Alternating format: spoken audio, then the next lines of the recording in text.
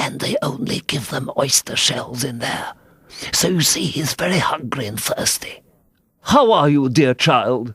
He went on, putting his arm affectionately round Hatter's neck. Hatter looked round and nodded, and went on with his bread and butter.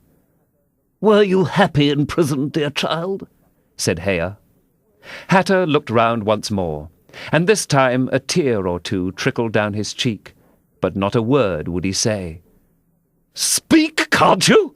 Haya cried impatiently, but Hatter only munched away and drank some more tea. Speak, won't you? Cried the king.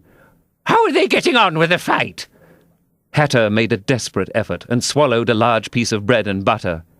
They're getting on very well, he said in a choking voice. Each of them has been down about 87 times. Then I suppose they'll soon bring the white bread and the brown, Alice ventured to remark. It's waiting for 'em now, said Hatter. This is a bit of it as I'm eating. There was a pause in the fight just then, and the lion and the unicorn sat down panting while the king called out, 10 minutes allowed for refreshments. Haya and Hatter set to work at once, carrying round trays of white and brown bread. Alice took a piece to taste, but it was very dry. I don't think they'll fight any more today, the king said to Hatter. Go and order the drums to begin. And Hatter went bounding away like a grasshopper. For a minute or two, Alice stood silent, watching him. Suddenly she brightened up. Look, look, she cried, pointing eagerly. There's the White Queen running across the country.